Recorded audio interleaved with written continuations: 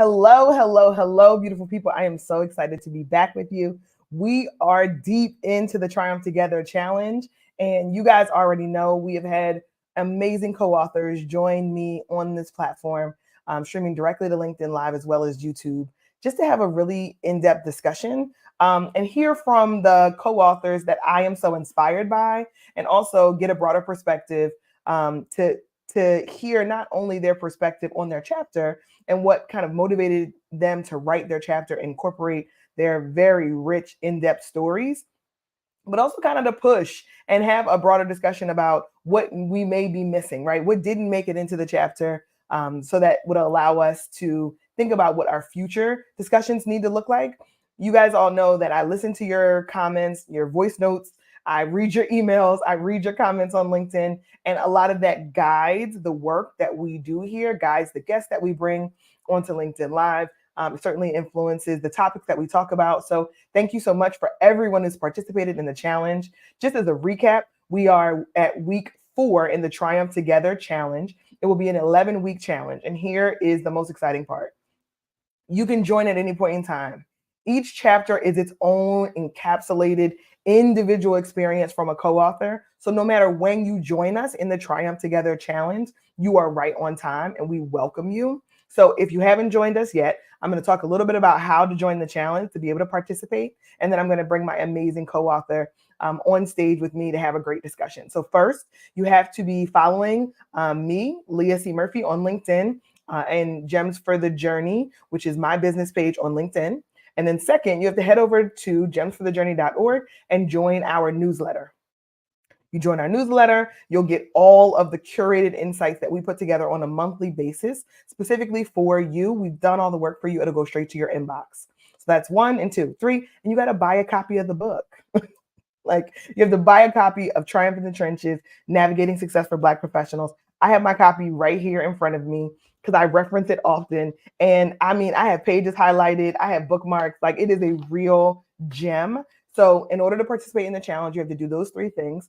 Be following me on LinkedIn, join us on the newsletter and grab a copy of the book, and then join us in this challenge so we can continue to learn from your perspective and hear how this book and this tool has impacted you, or what tools and gems you're pulling from this resource. So excited for the challenge. We're in week 4, and I'm going to bring up my very, very, very talented co-author because what you guys will know as I've been going through the challenges, I joined the challenge first as a personal motivator, right? I wanted to write more. I wanted to get better at writing. I wanted to tackle topics that were controversial, right? And make sure that we challenge the status quo. But the group of people that I've gotten to collaborate with as a result of this project and experience has helped me to grow personally and professionally. So I'm so excited to be able to collaborate.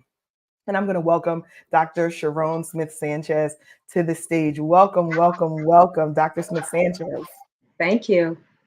You are so welcome. So I'm going to just read a little tiny bit of your bio because you have done so much amazing work that we want to have more conversation than we do bio reading, but I'm going to make sure to give you your flowers here. So as a founder of consulting firm Tawala Turf International, Dr. Sharon Smith-Sanchez partners with religious and secular leaders to build individual and team capacity for data-driven community service and engagement. TTI provides grant writing, professional development, technical assistance, and coaching focused on developing efficient and evidence-based organizations. Welcome to the Triumph Together Challenge, Dr. Smith-Sanchez. How are you? I am doing very well and excited to be here with you. Good. Okay, so we're going to jump right in. The folks know that if you're joining me live, please do drop any comments you have or questions you have in the comment section, and I'll do my best to try to facilitate that. But you guys know once I get started, I roll. So, so I will do that at the end. I'll check the comments to make sure that if anything comes up, questions for Dr. Smith-Sanchez, or just aha moments, takeaways that you thought were like, we need to go deeper, please do drop those in the comments, and we'd love to hear from you. So the title to your chapter was Catch a Fire. And with an exclamation point. So I don't know that I said it with enough emphasis. So you say it the way it needed to be said, and then tell us kind of a little bit about the backstory of why you titled it that. Right. Well, I am from the island of Jamaica, And when we are going to light a fire, we say we catch a fire. So catch a fire is really my euphemism, if you will, for catching passion for what it is you do again, because trauma in the workspace, sometimes it has a way of removing the fire, the passion that we first entered the profession with. So my focus and my calling is to help folks to catch a fire again. Okay, so you had so many, like if you could see the pages from your chapter, um, in my personal copy, there are so many highlights and call outs. So I'm just going to talk about one, right? I'm just going to start with one. And it is on page 91. And it is promotion based on tokenism is as harmful as no promotion at all. And when I tell you, as I was reading that line, I could see so many pictures, images, experiences that myself, my clients have had around tokenism, and how to grapple and deal with that. So first, tell folks what is tokenism and tell them, what your observations have been in your long career and experience as coaching other people. How does tokenism show up? And how, let's have a discussion about what we can do about it. Mm-hmm.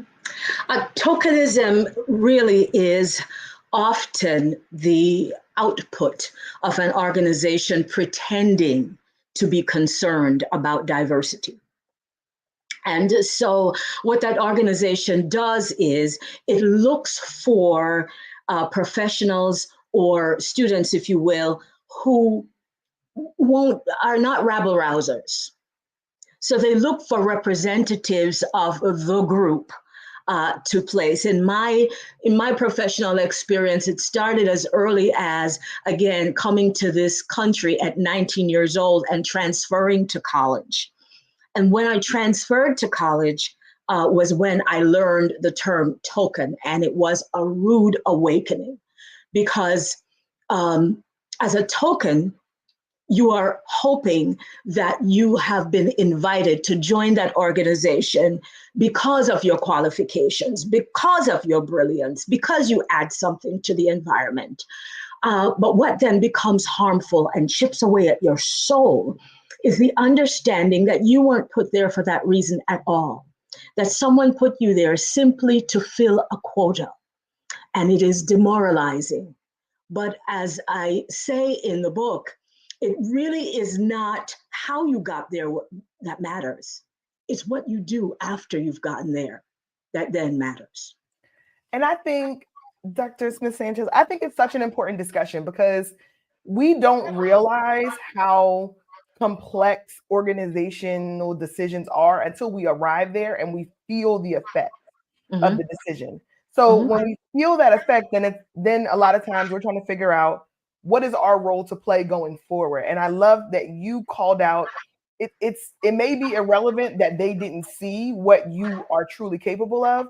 Here are the actions that you can take once you're in the place. Because there's a lot of debate, I think, in certain circles around tokenism versus navigating being the first and the only. And how do you know which is which? How do you know when it's just a token for token's sake versus being a trailblazer and the first and only? Do you have any insight to help folks make that distinction for themselves?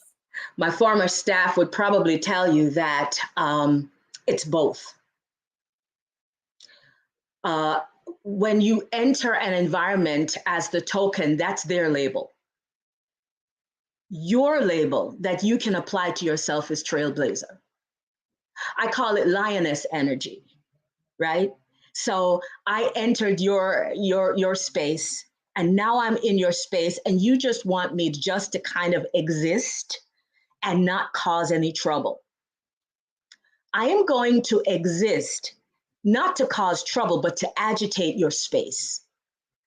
For you to understand, and by the way, I do tell people, I'm also clergy, faith, but I tell people that I was born to be an agitator, whether it be in the secular workspace or in the church space. I was born to call out the places that you are being disingenuous. But it doesn't necessarily mean that I have to call it out in a way that's nasty. It means that I can use my platform as leverage for others who are coming behind me, but I can also use my platform to create allies in the room who didn't know they could be allies, who didn't know that there was a need for an ally. So I am a trailblazer in that I will, from a loving space, call out the fact that you are being disingenuous, but also offer you other alternatives in the space. It means I have to come with a strategy, not just an entrance strategy, but a strategy as to how I will live and self care in the space and move up in the space. Yes, move up in the space, and a strategy as to how I will exit the space. My current hero on the strategy on how she exited the space is Dr. Gay of Harvard. Yes. In that she exited that space, but kept her salary. So first of all, I mean, you gave people a definition for tokenism versus first and only, and I think that's a gift. I think a lot Yes. of times we're grappling with how do we get to the places that we know we deserve to be? How do we get to the tables that we want to influence in organizations? But there's the language barrier of tokenism versus first and only that kind of gets us hung up and may Yeah. challenge us to say, well, I don't want to fill in the blank, whatever that thing is, because the language doesn't satisfy us or it doesn't serve us. So thank you for giving them that gift. The second one that you dropped, because you're dropping gems all over the place here, is you're born to be an agitator. And the reason why that one I think is so powerful and impactful for me is in corporate America, we call those disruptors, right? Yes. There's lots of challenger brands or disruptors in a category, right? If you're thinking about business. And lots of times, organizations say, we want a disruptor, we want a challenge, we really want to set the world in a different pace.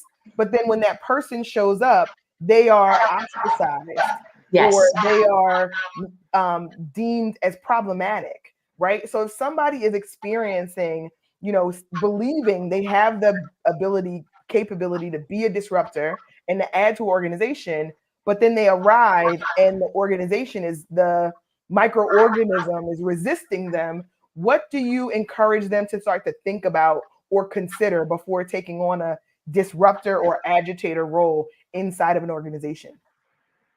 In order to be a disruptor, and yes, I am a disruptor. In order to be a disruptor, you've got to be comfortable with not being liked. Mm. Um, a colleague of mine once said, she said, you've got to embrace who your peer group is now. So you must become comfortable with being the one in the room that's different. And that's perfectly fine. Now, there's a difference between being the one in the room that's different just for difference sake, just to create agitation and problems for other people. I'm not talking about that. I'm talking about a strategy for change, a strategy for shifting that environment and that atmosphere. Do you have a plan to shift that space? And when you are pursuing that plan, are you as a leader also willing to hear other people's thoughts and plans on shifting that space? And now remember, I haven't just gone to the top as a clergy leader, but I've gone into the C-suite from a governmental perspective as well as a civilian's perspective, we call it. Wherever you are, you've got to enter with a plan, not just to be the rabble rouser and to create a problem and to sort of get everybody turned upside down, but to really enter with a plan. What's your strategy for this space? And when things don't turn out the way you planned, what is your contingency? And that's your contingency for your life, as well as your contingency for whatever the space and place of business is in that organization. So I love that advice. I love the advice that if you're going to enter the space, that you have to be in a place where there is contingency that's thought about beforehand. Yeah. Because relying on likability or relying on the organization to do that for you is a lot of times where people fail.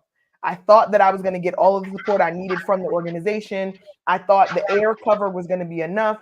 and now I realize it was not enough. And then Yeah. what do I do now? How do I maintain my reputation? How do I maintain myself financially? Because we're all in a for-profit organization as Mm-hmm. our individual selves and households. So I love that advice. And one of our other co-authors, Philip, talked about having a financial plan so that when you go into these spaces, you have your dollars and cents lined up well, so that if at any point the relationship between you and the organization has to end, whether you on your end or the organization end, you will sustain. So I love giving Absolutely. that advice to people. I'm glad you said that, because one of the things I often tell mentees is don't go into that organization desperate. Ooh, say more. Ooh, say When you enter an organization desperate for money, you are going to accept all kinds of debasement. When you enter that organization and enter that C-suite, enter understanding that it might not turn out the way you want it to be. So yes, I am a fan of diversifying income. I am a fan of self-care. And so in the chapter, you'll see I also talk about self-awareness. And self-awareness has all kinds of labels, but it's connected to knowing who you are before you enter, while you're there, and as you're exiting, and understanding what your needs are, whether it be financial, emotional, spiritual needs. What do you need? And lastly, don't look to have those needs met in that space. You're there to work. You so. didn't go there to make friends. You and I think people are getting to that now, because lots of organizations have been outright lying to people and saying we're a community, we're friends, we're family, right? And lulling people into a sense of security that's just not real, right? And I think your point around getting your needs filled in other ways outside of your work life is something that folks are now just getting to, and I'm talking to a lot of my clients about. But I think there was a certain disruption that needed to happen, because if you only have validation from your manager, your vice president, other people in your organization, and that begins to dry up, who are you then? Mm-hmm, Oftentimes, what I ask my clients, who are you if you don't have this job, if you don't have this title, if you don't have proximity to power? Who are you mm-hmm, then? And I think to your point, that's understanding your needs and getting them filled in a absolutely. variety of ways. So I love that as a recommendation. And if folks are thinking about, okay, so I didn't do that when I joined the organization, right? I didn't have these things in place when I joined, but now I'm recognizing I need them. What advice Mm-hmm, would you give them to say, okay, how do I reset and set myself up so that I am well no matter what? Whether an organization supports me fully and I stay here 20 years, or whether in the next 6 months I have to make a huge transition. What are maybe one or two things you recommend just off the bat for someone who hasn't thought about it before they started a role? Well, one of the things I tell people is get away from the noise every once in a while. I'm a firm believer in your spiritual self and building your spiritual self. And by the way, I'm sure that most of the staff I've ever worked with would tell you that my mantra is always love and unity. Um, so my spiritual core is very important to me. And it sounds like a lot of hullabaloo, but honestly, getting away every once in a while.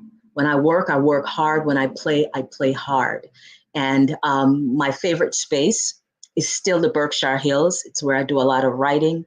It's where I return in my neighborhood. I walk every single morning, and it sounds like they're not related, but it absolutely is. I spend time every day sort of grounding and centering myself in my maker, and and not thinking too highly of myself, like I'm just fantastic and these people just need me in this space, but that I need to sort of return to my core every day and know why I'm doing something and be centered, so that when I enter that space, I enter carrying my peace with me, and it stays with me all day. Regardless of what's happening all around me, I carry my peace, and that is my strength. So I really find oftentimes those kind of recommendations go undervalued from folks, Mm-hmm. right? It's like, oh, that's, but I want something tangible. But I think you're absolutely right. If we are spending more time focusing on our own connection, to whoever our higher calling is. For me, me and Jesus have to have a conversation on a daily basis to On a daily. understand where we are, right? Where I am, what I need, and what he needs of me. So that's a personal need. But I think whatever your grounding is, oftentimes we get put so much time and energy into work that we leave some of these other areas of our life under cultivated, underdeveloped. So I love that as a recommendation, and you need both.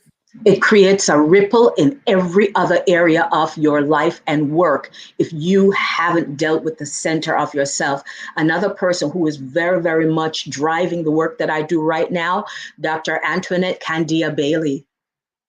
She taught us what happens when your mental health and your soul isn't really taken care of. It was just all these people sort of coming at her, and her only way out that she chose was to end it and to die by suicide. I don't know this woman, didn't know her personally, but I tell you, she has become a sister that I carry with me everywhere I speak, because she screams to us from the grave, take care of yourself. I don't care how many boardrooms you're in, how important you are, doctor, lawyer, whatever, whoever you think you must begin to take care of the inner woman and man. So I think it's so important that you say their names. So thank you for saying Dr. Bailey's name, saying Dr. Gay's name. Yes. Oftentimes, when the media stops publicizing, when it's not in the paper or on the news, we forget the stories that are critical and important of people whose shoulders, I personally desire to acknowledge and stand upon their shoulders in some capacity in my own way, but only after we say their name and acknowledge what they've contributed and learn, right? Learn Absolutely. from their experiences and ingest those that wisdom just by observation and what we've seen, not knowing them personally. So thank you so much for saying their name. So I know I only have a few more minutes with you. So I would love to hear your perspective. What is missing in the dialogue, kind of mainstream dialogue on career success and for Black professionals? What's maybe missing from that conversation that we need to make sure we want to inject? And through the Triumph in the Trenches, Navigating Success for Black Professionals anthology, are able to kind of contribute. But I think there's a lot of advice that's out there, but not necessarily focus on Black professionals, especially at a C-suite executive level, which you've been, really successful at. So what's missing from that dialogue? We talked about self-care. We talked about, having a connection outside of work to a higher calling and your grounding in your faith. Is there anything else that you would add? Is there a third leg to that stool, maybe, or even more? I want to say that I've listened to our discussions, and often it just comes off as people sort of expressing, this has happened to me, that has happened. That's all one. It's important for us to express what has happened to us, to express our anger, to express our outrage. But what we must do, what is truly missing, is real strategy. I am not one of those who says we shouldn't have DEI departments. But I am one of those who said that the work of DEI departments and other departments that really are meant to be about equity, it really has to be about the psyche of the Black and brown worker, as well as the ally and all around us. Psychological safety, physical safety, professional safety. Safety is the space that we haven't paid enough attention to. And it's especially about psychological safety. I certainly have a lot of war wounds from having lived in those spaces. Would I do it again? Absolutely. Would it be better for me if it had been a safer space? Absolutely. That's the work I think that we need to focus on now, is expressing how it has harmed many, but now let's get to the work of making it safer for many to work. Thank you for adding that. There was also our other co-author, Dr. Cooper, who wrote chapter 7, and we would love, if there's an opportunity for Dr. Cooper to join us later. She talks about allies using their influence to open doors, make introductions, or advocate for advancement. And I think, to add on to what you just shared, allies doing the work to create psychologically safe places for Black Right. and brown employees is the real Mhm. difference maker. To use Yes. that power and influence that you have in order to make a space that is not only available and accessible, but also make a space that people want to be in because it is safe Right. psychologically and Mhm. professionally for them Right. to join into. So that is phenomenal. So talk to me just a little bit about where can folks find you if they want to get more of your brilliance, if they want to be able to partner with you or learn more about your work, where can they find you? And I'll make sure to tag you when we have an opportunity to folks to for folks to see this replay live. Yes. Well, I have a whole website, talawaturf.com. On Instagram, I am Talawa_T. And LinkedIn, I'm Dr. Sharon Smith Sanchez. You can find me on Threads as well. And yes, I travel all over the world, as a matter of fact, and talk to people about all kinds of topics, among them psychological safety at work. So I think you mentioned you have something coming up. You have some events that are on the horizon. Do you mind sharing some of those so folks can tap in? They are. I've actually got a book signing at, of all places, the Valley Stream Pool, where they'll be doing a spring fling. Um, Geez, there's lots of stuff coming up, but look on my LinkedIn. I keep uploading that. Anytime I'm going to be somewhere, I call it the Talawa Turf Talk Train, or the I like that. TTI Talk Train. And so on LinkedIn, I say to folks where I'm going to be.